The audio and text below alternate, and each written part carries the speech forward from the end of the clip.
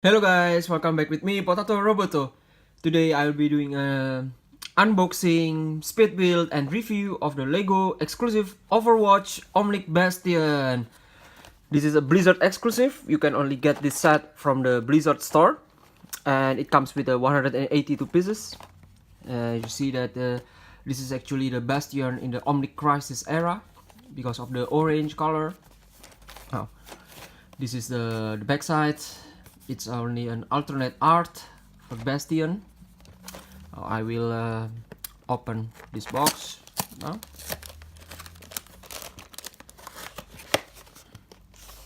Okay. There you go. There you go too. So there's sticker sheets, and it comes with 3 non-numbered plastic bags, and of course the manual comes with a nice art there. So there's no numbered bags, you just need to go through all of them, open all of the bags at once. It goes through round number 92, and that's the result. And this is the list of the contents, and that's it. So I will do the speed review now. I will open this all, and after that I will give the review for the finished building. Okay.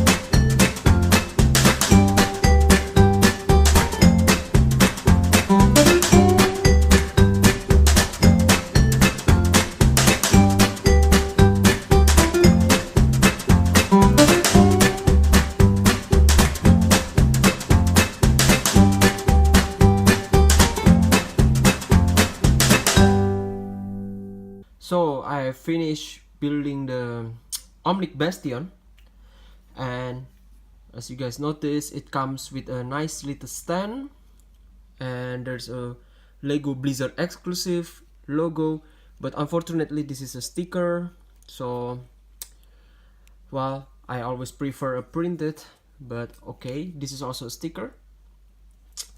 On his right arm and left arm, both of them are sticker, so that's bummer. But anyway, let's look as a whole.